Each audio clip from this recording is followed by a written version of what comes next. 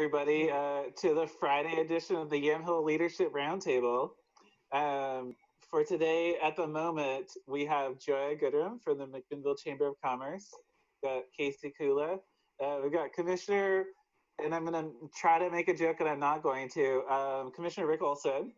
Good to have you with us. We have Mayor Beth Wytoski from Dayton. We've got Mayor Michael Cate from Amity. We've got Councillor Remy Drabkin from McMinnville. And we have Miriam Vargas Corona from Unidos Bridging Communities. All right, welcome everybody. So I want to make sure we've got a couple more attendees, including Mayor Rogers on his way, and I think Commissioner Starrett as well is joining us by phone right now. Welcome, Commissioner Starrett, and welcome, Mayor Rogers. Commissioner Pirate Olson, yes, Joya says Commissioner Pirate Olson, which is actually pretty accurate. Well, you said we were talking about mandatory masks today, so I figured how appropriate. Where do the masks go, I guess, is where. I really look funny when I put them both on. Don't drive. And. Okay, well, let's get started then. I'd love to start with the mayors that are on the call. I'll come back to Mayor Wytoski, but Mayor Rogers, what would you like to tell people in the community and here on the call? And thank you for your patience. All right, yeah, well, thank you, Casey. Thank you so much. Good to see you all. Sorry, my technological skills were not quick enough to assist, so I apologize. You know, I don't know. The big question for me is really the mandatory mask, mandatory face covering in virtually every county surrounding us, with the exception of, I guess, Tillamook. So to me, that's a question that hopefully we can discuss here today, because I think it's probably a question for a number of people in Newburgh. So that's what I got at the moment. Do we have any questions for Mayor Rogers? I would ask him if, maybe I'll just lead off, is the one thing that I think as a person who's like an adult in the community and also as a leader in the community, that I kind of wrestle with is seeing what the difference is between the current guidelines around wearing masks, both in businesses and for the general public, versus the new guidance that's come from the state for those 7 counties, because there's not an enforcement mechanism. What do you think? Yeah, I mean, that's obviously the challenge, but and again, as it clearly states, if anybody has health concerns or any of that, then they are not going to be required to do it. To me, I mean, just from our day job from Habitat for Humanity and our Restore, we've required it since we reopened. So I think it's somewhat, in my opinion anyway, it's a little unfair to put it on the individual business. I'd rather see something come down from people that know better, like the county health authority or somebody like that, for instance. All right, fair enough. And with that, I'll open it to questions or additions or comments from everybody else. Councillor Drabkin. Has our county health authority made a statement on it? I'm going to, I know that my personal conversations with the county HHS director, but I would ask, I think that it would be appropriate to ask Commissioner Starrett because she is in more daily contact. Thank you, Commissioner. Yes, in answer to that, up until now, our public health authority has pretty much just followed OHA's guidelines, and we have made decisions based on the data locally. So our Health and Human Services Director, Lindsay Manfrin, has followed that up until now. So when there are guidelines that say that Yamhill County is not, it's not a suggestion or recommendation that we use, that we require masks, she's following suit with that. And I don't think there's a departure from that at this point, because we don't have data to suggest that that's an issue that obviously we need to address. And I will say that there is data out there that really questions the efficacy of masks that are the kind of grade that we're typically seeing, and also that the health concerns related to that. So I would just want to put that perspective out there. And at this point, I'm glad that we're not seeing a requirement. And also to the point about having a government entity do the enforcement part of it. Oregon Health Authority has tasked local public health authorities, the county's public health, with doing the enforcement of those types of things. So I don't see that, according to what we've been told, that there's going to be, other than we're keeping track of our cases, we're keeping track of our positives and our testing, but I don't see our public health department being the enforcement arm of that at this point, because, as I said, we don't even have a recommendation to use masks. But at this point, that's just where we're at. Clarifying question, or yeah, go ahead. Oh, sorry, Commissioner Starrett, I sent a note to Jody Christensen just to try to get an idea. I was particularly interested in Tillamook County as to what they are doing. Assuming there are only other border county that isn't included in the 7. So I don't know if you all have heard anything from Tillamook. Commissioners? Well, we've been on the call, and Commissioner Cooley and probably Commissioner Olson as well, been on the call this morning with the governor's office, where Patrick Allen from OHA and Lita Horn from the governor's office was there. And they did mention the part about Lincoln County basically volunteering to put themselves back into phase 1. So I think at this point, the whole mask requirement, all of these things, every restriction comes from the state.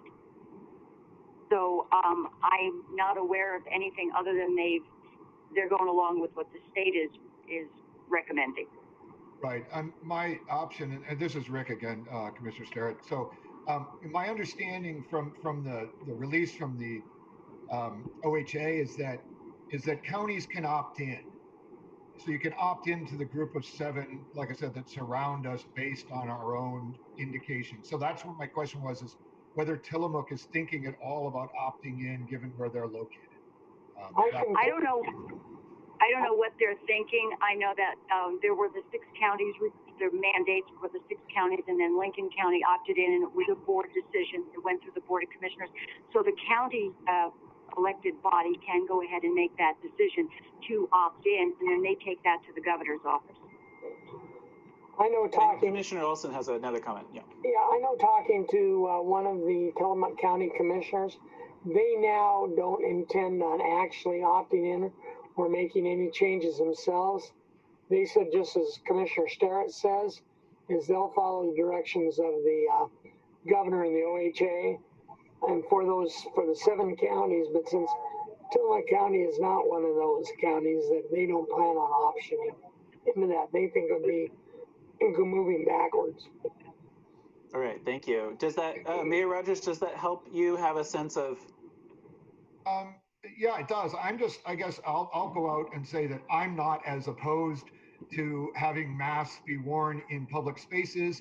I'm not nearly as much, and maybe that's because I'm on a weekly call with a lot of the folks that handle the senior residences and long-term care here in Newburgh, who are, as you might imagine, petrified by all of this. So I'm not nearly as opposed to it as others might be. Yeah, and thank you for that, Mayor Rogers. And while this in a way is a noticed public meeting, I know that for the 3 commissioners, we do need to be a little bit careful. But I want to say that from my perspective, it would be important if we were to ever have a vote that all the mayors also share their views with us beforehand. So that's just one of the process things for me. But I think that Councillor Drabkin had a question or comment. I was just wondering if we could go to Joya to weigh in on this, because similar to what Mayor Rogers said, I've started receiving a lot of feedback, especially from McMinnville downtown business owners who are upset that there's not a mask requirement here with the influx of tourism. And so I was wondering if Joya could address that from a business perspective. Sure, thank you, Councilor Drotkin. So our businesses have not really weighed into us on this issue. It's interesting because people are on both sides of the fence with it. There are some who absolutely think everybody should be wearing a mask, and there are those that think that, you know, it's a violation of their privacy, really. And initially, my understanding was that a business could decide what they wanted to do. If they wanted to impose that people had to wear a mask in their business, that was something that they could do. And that was what we had been recommending people do, because that's what we were told. So I don't know. I am in the process of putting together an email to our members. And of course, it was on the front page of the News Register today. So I will get back to you on that question. Thank you. Thank you, Councillor Jabi. Do you want to follow up on that at all? Okay, and then I'm actually going to ask Miriam Vargas Corona from Unidos. What have you heard from the Latinx community about mask wearing and whether being required or not? I really haven't heard too much about that. Haven't had people contact us to ask, but we have been working to distribute masks in the community, especially to agricultural workers. We've had a few community members and community groups donate cloth masks to us. We've probably had around 400 donated to us. And through the new package from the governor's office of the PPE that was made available, we actually received 500 NK95 masks. And so we're going to be distributing those as well. But in particular about whether or not people need to be wearing them in public, we haven't received a whole lot of questions about that yet. Usually news takes a while to be made available in Spanish. So I'm not too sure that everybody knows that there are those counties that have been mandated to wear the mask. So I'm not sure that everybody is aware of that yet, Spanish speakers. Okay, great, thank you. Do we have other folks who would like to ask questions or make comments about mask mandates? Okay, great. I was trying to get Representative Gomberg back on so that he could share the perspective of Lincoln County on the mask issue, but he seems to have dropped off. So what I will do then is I will move on to Mayor Kate from Amity. What would you like to tell people here today? Hey, thank you. I think first off, I want to recognize and offer my condolences to Representative Bonamici. I believe it was her mother passed away. So she's not doing her town hall meetings, which I do enjoy meeting with her in those settings. And I think it's just also a reminder that even though we have all these big issues to discuss, life still goes on. And Mayor Wheeler, Portland mayor, recently lost his mother as well. So I just always want to try and remember there's people involved in the work that they're still trying to do. So my condolences to her. As far as the mask mandate, I work in Salem Kaiser, so one of the main areas affected by that. And my main perception from businesses and talking with business owners is they just want to be told, yes, it's required, or no, it's not. And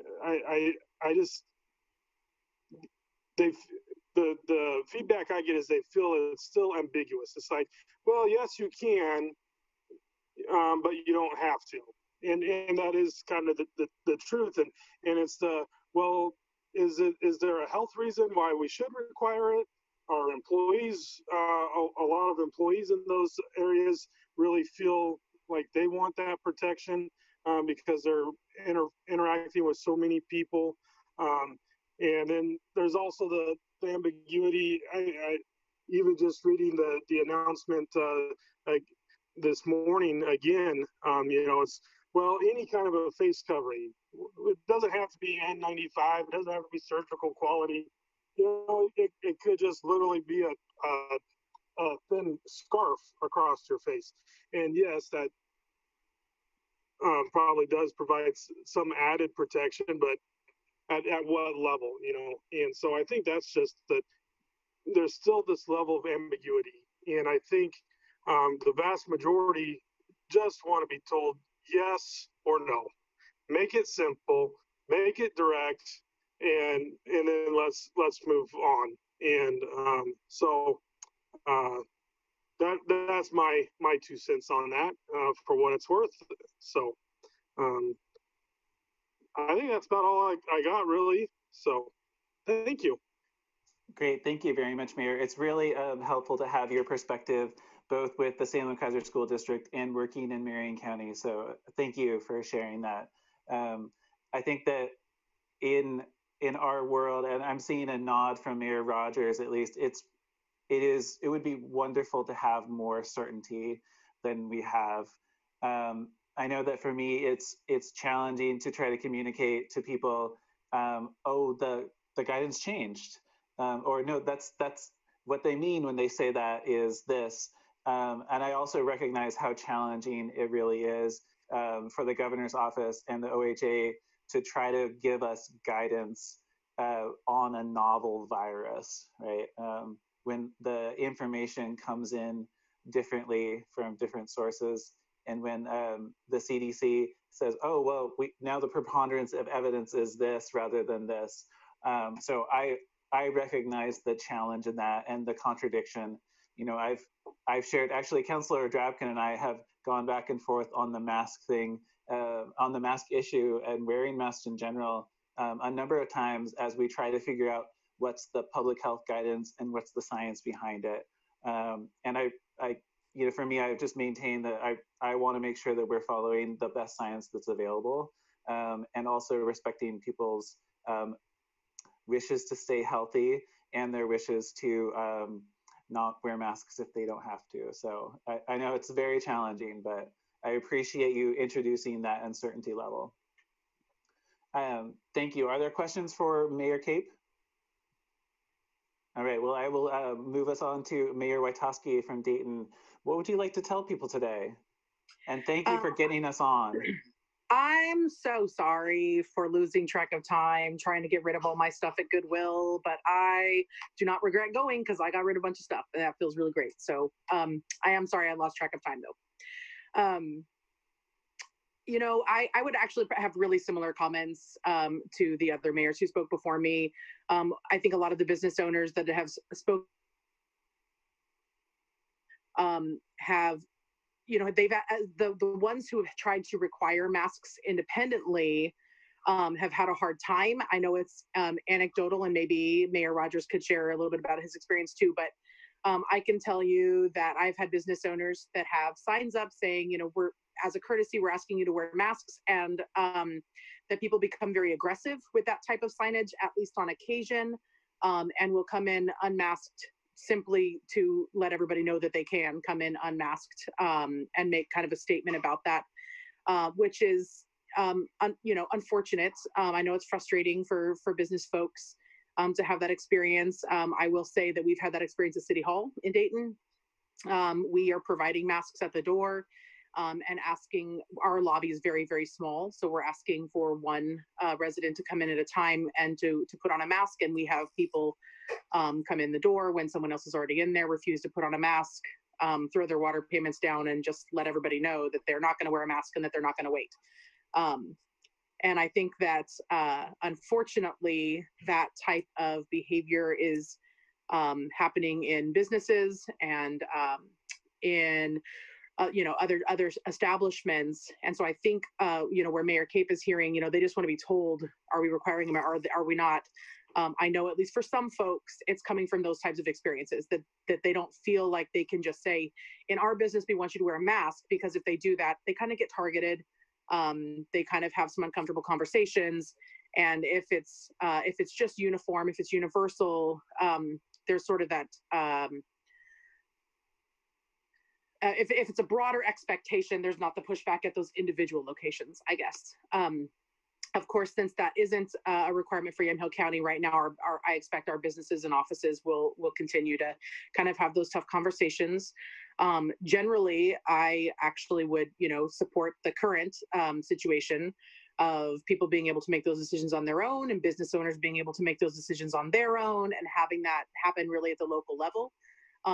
Except that I also would really hope that folks that go in to patronize our businesses and visit our offices would respect the decisions of those owners and operators. And since that is not always happening, I do think it adds a level where I haven't been excited about a lot of mandates, especially handed down by the state. I tend to really want business owners to get to make the decisions for how they see their operations going best and how they protect their employees and their shoppers and things like that. I tend to want, local government to get to decide, how things look in their cities and in their public spaces. But because we're not,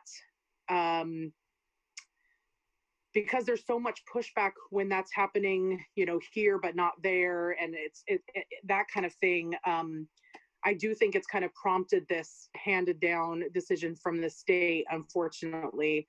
And it kind of puts everybody in a tough position. I'll also say that one of my frustrations during the press conference yesterday was sort of related to that. I have had a lot of conversations with the governor's office and her staff, with the LOC calls, with additional calls. I'm texting her staff all the time to get clarification. And so we're having lots of conversations, but during the press conference yesterday, she said that she had not mandated masks because she was under the impression that local jurisdictions and local elected leaders were going to do that. And since we had failed to do so, she had to take steps.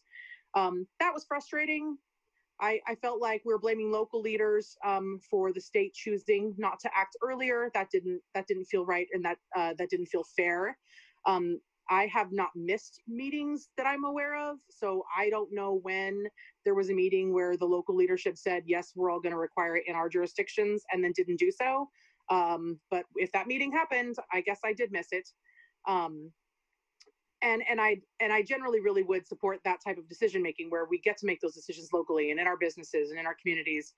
But I also would expect our community members to respect the decisions that are being made. And I don't need to get very circular with that. I apologize for going down that track again. But yeah, I think I would not generally oppose a mask requirement, though I would not be excited about needing to have it, I guess is where I am. I'm going to just say, I'm going to interject a little religious commentary. Amen. I really appreciate those thoughts. Thank you. I think that they sum up my views on it as well. So it's just that I'm not the one who gets paid to talk for a living. So thank you, Mayor. Do we have additional questions or comments for the Mayor? Okay, great. Then I would like to move to Councillor Drabkin on behalf of the City of McMinnville. What would you like to tell people on the call and in the community today? I just want to reiterate a little bit from our from Tuesday in a much more succinct way that the moteling program that's been set up in Yamhill County currently our funding is set to expire for that in July, and that was a joint effort of the county, the City of Newburgh, the City of McMinnville, and YCAP. And also just to restate that this has kind of provided us the framework for a navigational center such as introduced in House Bill 4001, and with this special session being called, that is meant to come back. So I do think it's time to have another countywide conversation about if we want to try to continue that moteling program while we wait and see the outcome of the special session. And I'm going to keep my update really short, and that's it for me today. Great, thank you. Are there comments or questions from the rest of the room for Councillor Drabkin? And about the moteling project or others, I know that Mayor Rogers and the City of Newburgh has also been very involved, so. Commissioner, I just wanted to jump in on that. Yes. I remember I had asked the CCO if they would consider pay-for-performance dollars to fund that $50,000 that the county had committed to. And as of yesterday, they hadn't made a decision, but we were supposed to find out today whether or not they were going to fund that $50,000. So that although we would put in for it, we would wind up being reimbursed by the CCO. So we're waiting for that update today. Commissioner Starrett, would that impact the money that the individual cities paid as well, or would that be just to the county? Well, we had asked for just the county's portion of that. Now, we weren't sure the exact dollar figures for each of the cities and what they had paid, but we put in, I asked the CCO if they would consider paying our $50,000 because it was such a significant part of that. And then Councillor Drabkin has a follow-up, it looks like. So yeah, the county pledged the $50,000. The city of McMinnville pledged $20,000, and the city of Newburgh $15,000. And then there had been conversation about reaching out to all of the smaller cities for $1,250 each. But I don't think that ask ever actually went out. Okay. Do you, Commissioner Olson or Commissioner Starrett, do you have follow-up thoughts on that? No, just again, the whole purpose of going to the CCO was to cover the county's part of it. I wasn't aware of putting in an ask for the cities. I didn't know that that we were going to actually consider that. And As then a it looks like that ask was coming from our work group, not an ask from the county to the cities. As that work group had city managers from Newburgh and McMinnville who were able to apply dollars from the individual budgets, and then it was going to be a work group ask to smaller cities to also support. So it wasn't an ask that was being routed through the county commission. And then Mayor Rogers has a follow-up to that. So, Councillor Drabkin, do you know if you all are going to put in that as a COVID expense or COVID-related expense in McMinnville? Yeah, I believe so. And then I believe we're looking for reimbursement for FEMA dollars, and I believe that's what your city is doing as well. Okay, thanks so much. And then I'm going to ask Commissioner Olson and Commissioner Starrett if they did the two of you hear the conversation at the AOC call about non-congregate settings for COVID? Did you hear? I was actually driving, so I was holding it up to my ear, and about whether that's reimbursable through coronavirus relief funds. I'll turn that over to Commissioner Starrett. I heard it, Casey, and by the time they got done with the conversation, I wasn't so sure on that if it was or if it wasn't. So okay, Commissioner Starrett, did you hear more clearly? Can you tell me what that question was again? Because I'm not clear on what the question was about congregate living. Yeah, so the AOC call, they discussed whether non-congregate facilities was a reimbursable expense through the coronavirus relief fund. So the funds that came to the state to be dispersed to counties and cities, and they define non-congregate facilities as motels and hotels, which I was like, oh, okay. Congregate being everybody in a space, whether that's a jail or a homeless shelter or an assisted living facility, and then non-congregate being everybody's got their own rooms. So. Well, my understanding is that it is covered and always has been. Okay, fantastic. That's good news. Thank you for clarifying that. I was having a hard time, so. All right, and I want to say that I also agree that with Councillor Drabkin's observations about this, that this seems to be a very successful model for getting people connected with services and moving them on into stable housing really quickly. And so I just want to thank the two board members from YCAP and Councillor Drabkin and Mayor Rogers for their work on the moteling project. I think it has the potential to be a great example for the future. Did you have anything more to add, Councillor Drabkin? Okay. Fantastic. Before we move to commissioners, then I'd love to make sure that Miriam has a chance to speak to the community here, and then on the community at large, and then people on the call. Thank you.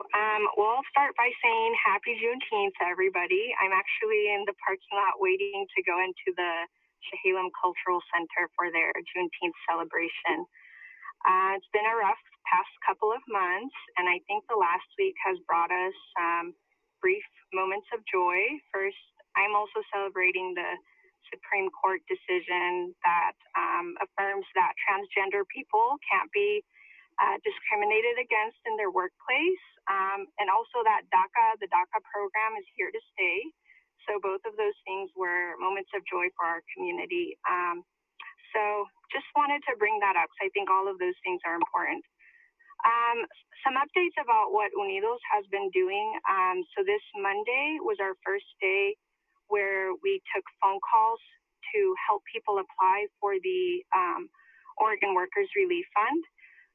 We are one of 20 organizations throughout the state of Oregon that are navigating applications for people in need. And we have been getting about 100 calls every day. There is a lot of need out there, and we have a small team of 6 people who are responding to these phone calls and helping people to apply. So far, we've only been able to process about 60-ish applications. They tend to take about an hour to an hour and a half to fully complete. We are not involved in the decision-making process, so we don't decide who is approved for funding or not. But an individual has the potential, depending on how many weeks they have been without income or a job, they could get up to $1,720. That's the max amount that somebody could receive. So just a reminder, this is for folks who are excluded from the federal unemployment insurance program. So we are continuing to help with that, continuing to help people enroll for the Oregon Health Plan over the phone, helping people understand the importance of participating in the census and how it plays, a critical role in ensuring that all of these programs that are becoming available during COVID-19 have adequate funding based on the number of people that live in our communities. If folks need help filling out SNAP applications, we're also available to do that. We got a small grant through the Oregon Food Bank to help with that SNAP education and outreach. Again, we're helping to distribute masks, and we need more donations, either the disposable ones or reusable cloth masks. We're putting together resource kits with information about the various resource assistance that we have available, and we're handing these out in food distribution sites, at agricultural workplaces, churches, and soon the McMinnville School District approved us to go visit the meal distribution sites. So that's a bit about the work that we're doing right now. And we hope to be able to do more outreach. We're applying for more grants to support outreach work, specifically for our farm workers. So that's all I have to share with you. Great. Are there questions from folks on the call today? All right, Councillor Dropkin, Mayor Rogers, and then I'm going to ask my question. What's the best way for people to get donations to you? So if you go to our website, unidosyamhillcounty.org, we have set up a link there to use PayPal as a way to either make a one-time donation or set up a monthly donation. We have had folks who don't want to use that company, and we also use Stripe. That's another type of electronic donation platform. Or people can mail us a check. We're at 309 Northeast 3rd Street, Suite 1 in McMinnville. So either of those methods would work. Thank you. Great. Thank you very much. To Mayor Rogers now. Hi, Miriam.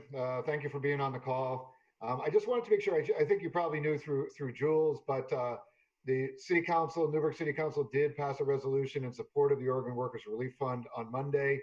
I wish it had included some money with it, but the way budgets are, it's a bit of a trick at the moment. But we are putting the word out as best we can for people to personally support it.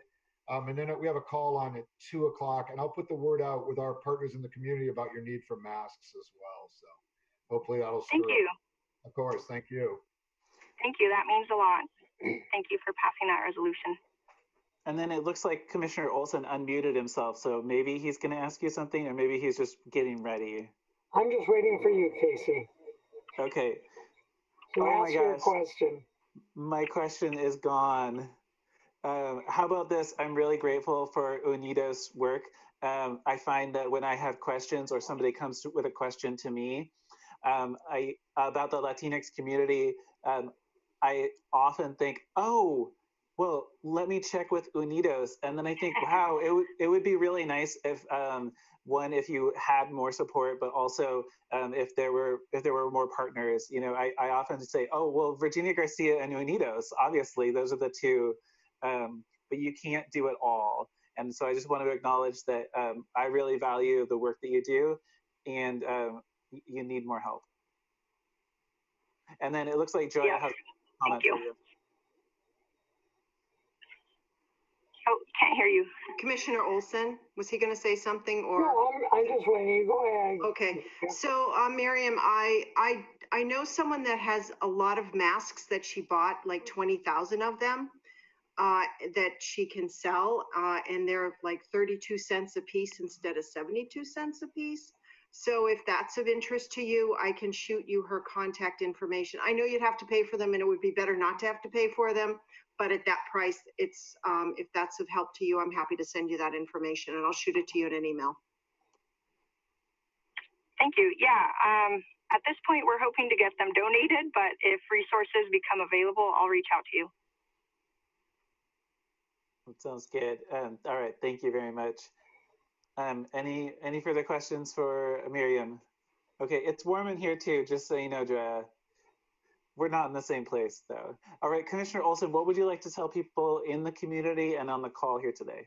Thank you, Commissioner. I just want, I think we lose facts sometimes. First of all, I'd like to really commend Councillor Drapkin and the work group that's been working on the hotel program. I think it's an excellent program. I'd like to see the program continue, but I think we have to keep in mind that as the weather gets better, we're going to see our homeless population increase, and we're going to see a lot more of them outside.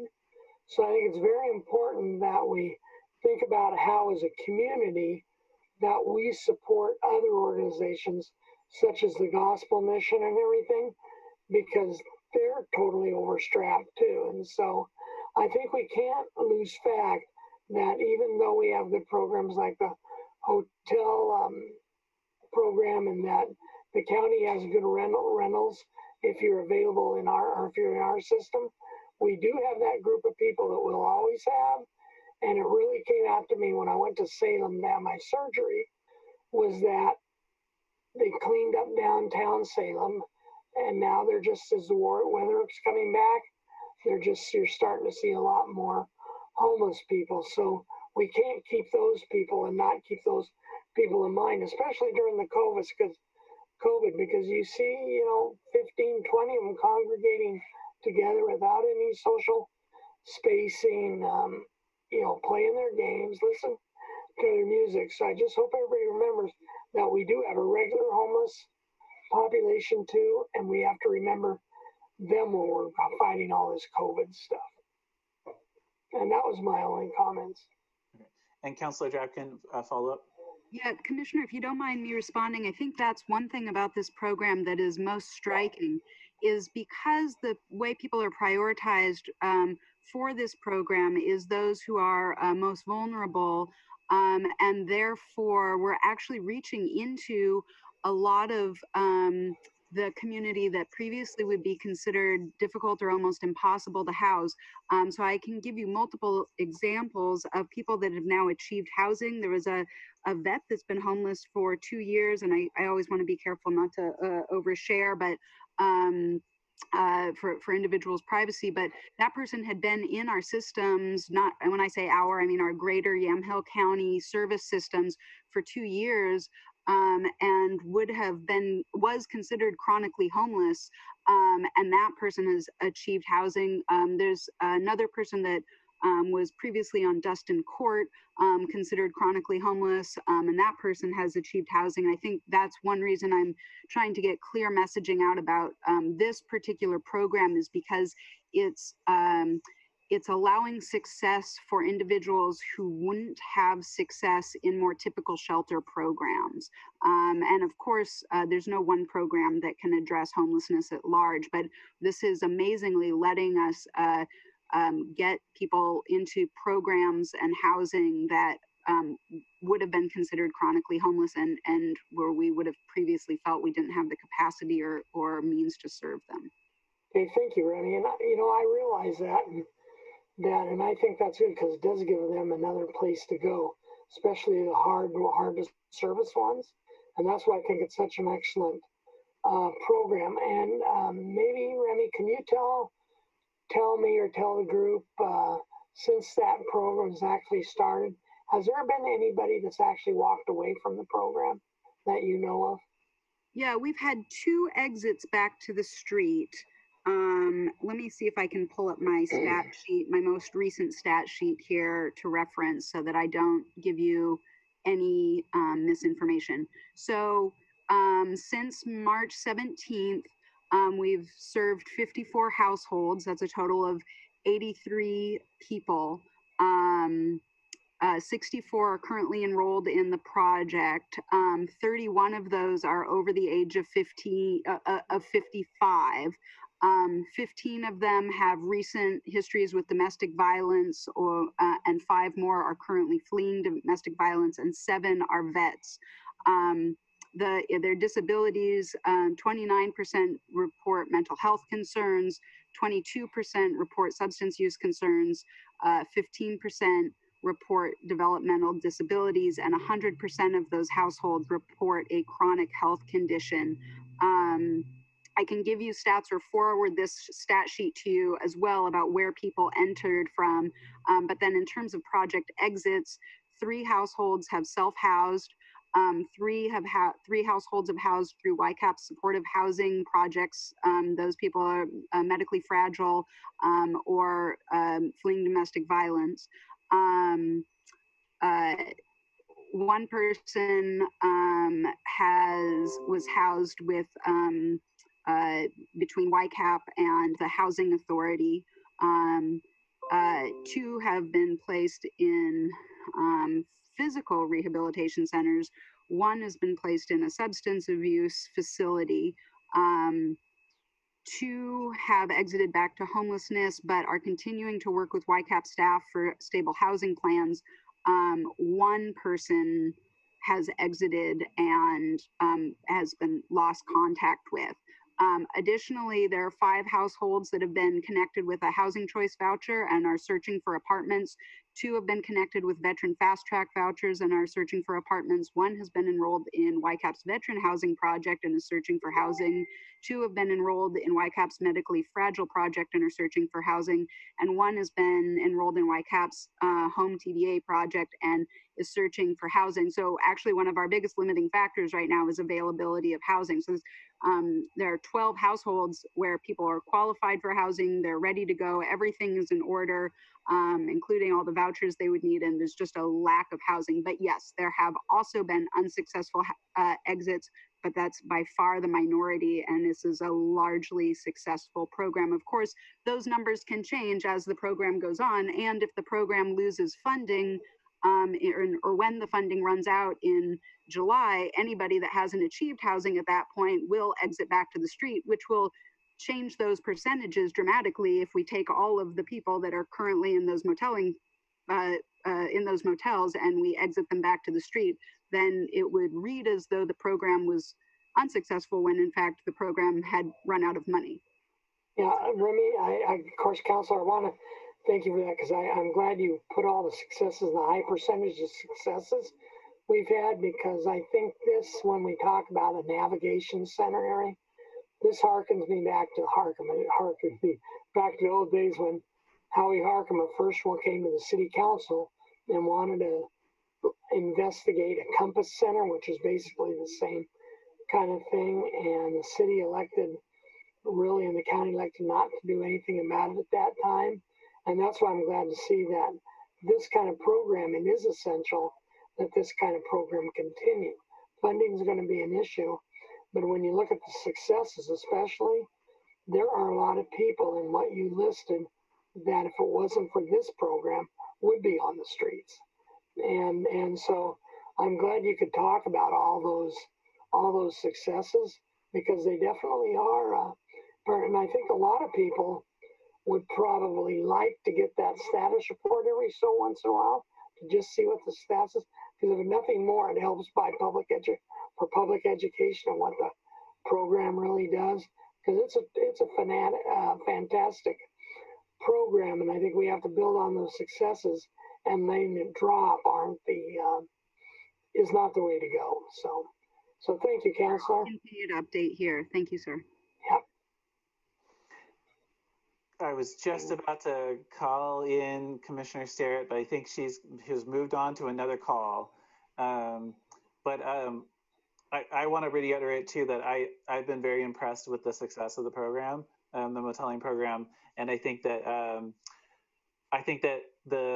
all of the partners involved should be able to find funds for it, considering the coronavirus relief funds that are coming into the state. So I remain hopeful, and I'll do my part.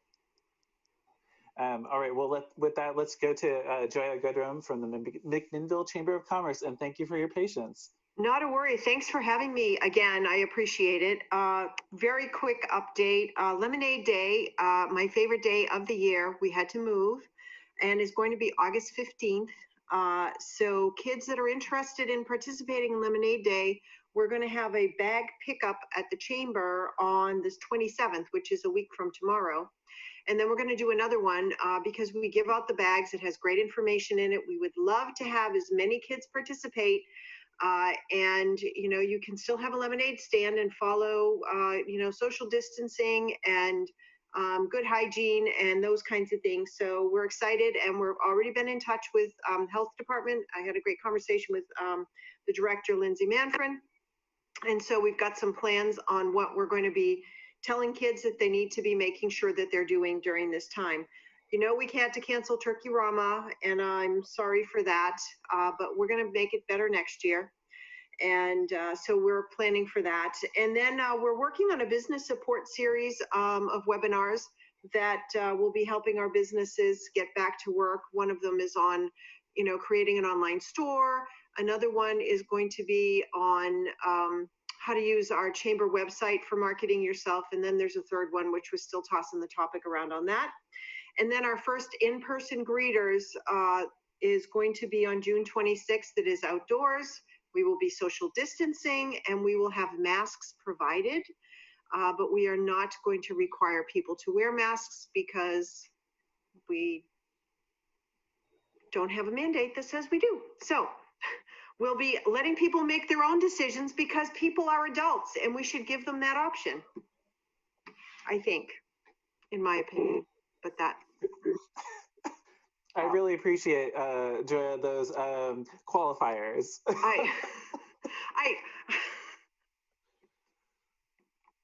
Right? I don't know, probably got myself in trouble by saying that. Oh, and by the way, my article on hope was in the paper today. So I hope that it is inspirational, and it does give people a feeling of being hopeful, because that's the only way we're getting out of this. So thank you. And Mayor Cape, did you have something you wanted to add? Yeah, I was just wanted to ask, since talking about the lemonade stand and youth programs and whatnot and entrepreneurship, you know, I was just wondering, do you guys have any program to help guide kids as they start, or if they're looking into entrepreneurship and starting a business, you know, like how to set up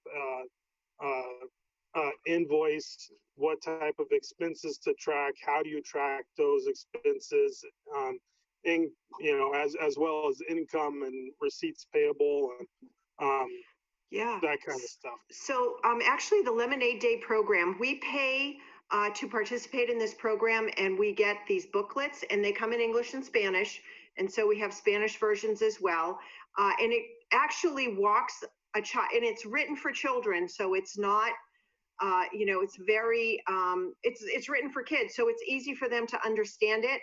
And then there's a companion guide for parents or for an adult to work through the program with them. And it literally walks a child through opening a lemonade stand, everything they need to know to own their own business. And we've had kids that have participated multiple years in a row. And if someone's interested, they can call the chamber and at 503-472-6196. And we'd be happy to get them a bag and all the materials that they need for the program. Did that answer your question? I think so. Okay. I'm happy to bring you a bag since you're in Amity. No, I just, I've known about the program. I've heard a lot of kids really enjoy it. And I just thought asking that question, get a little bit more info out there, what kids get out of it. Because I think there's a lot of value there. And especially when we're talking about, set businesses and how are they doing right now financially, and how do we get those kids to learn those skills at an early age so they can be prepared for a time like now, instead of facing it with their, like a deer facing the headlights, and scared and not knowing what to do. So yeah. So if I could share a story with you from 2 years ago, one of the dads, I know him really well, his 6-year-old daughter, first time she's ever done anything like this, and she wanted to do it. And for the first couple of hours, she really struggled. Every time she had a sale to make, she'd look at her dad and what do I do now, Dad? And how do I do this? And he watched her change through the 4 hours that she was out there. She went from a child who was very uncertain to this child who, he'd try to step in and help her. And she'd say, I got this, Dad. I got this. I know what I'm doing now. And so it built her confidence as to understand what entrepreneurship was like, but just built her confidence as a person. And you see this countless times with these kids, how it actually helps them grow. And it's a fantastic, fabulous program. If you follow it, it's amazing what it does for our kids. And there's nothing more exciting than to see little kids selling lemonade and how excited they are when you walk up and try their lemonade. And we give all the kids a certificate for participating. As long as we know where they are, they have to tell us where their stand is. We go out, we visit with them. The mayor has come with us every single year. They get a picture with the mayor on the route that we do with the mayor and with Lemmy, who is the lemon head. And so they love it. It is super cool and really is my favorite day. Thank you.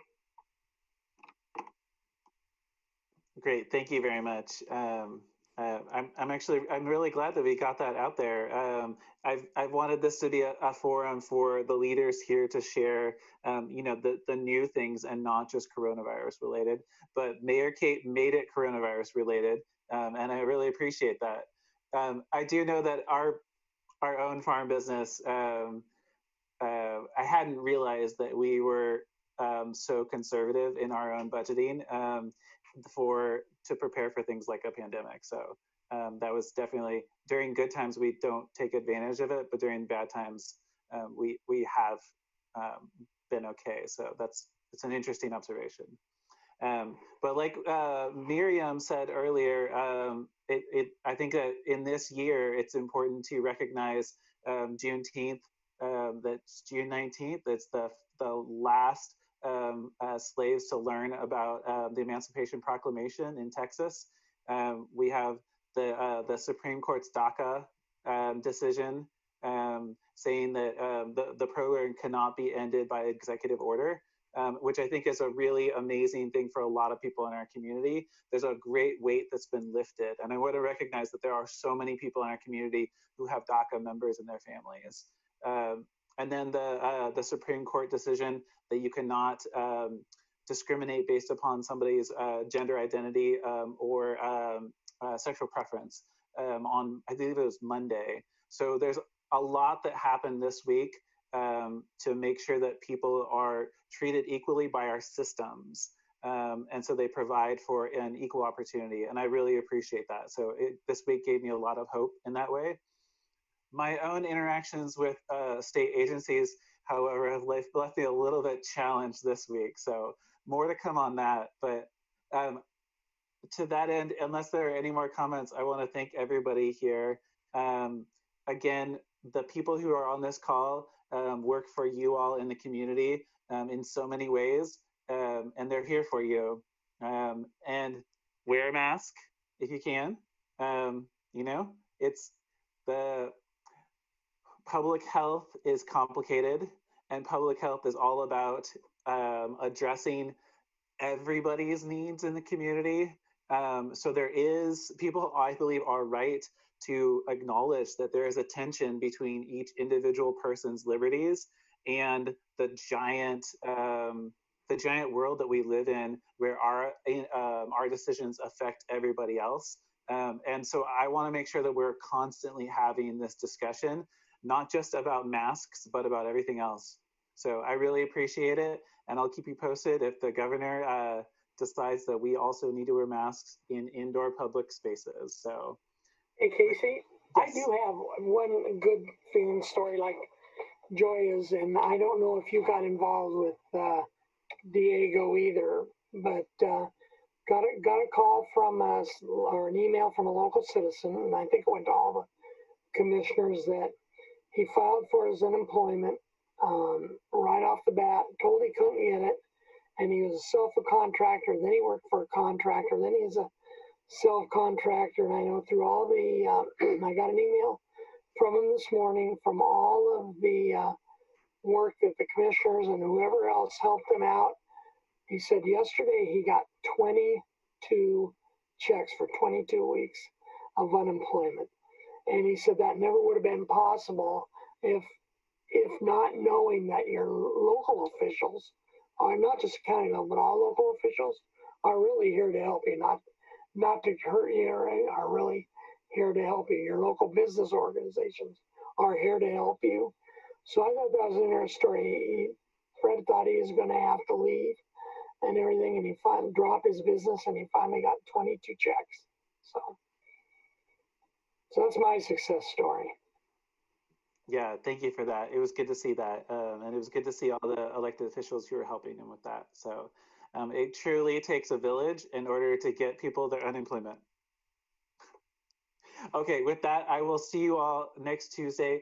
Be safe out there, everybody. Wear a mask if you can. Stay outside as much as possible. All right, we will see you then, and thank you. Bye, everybody.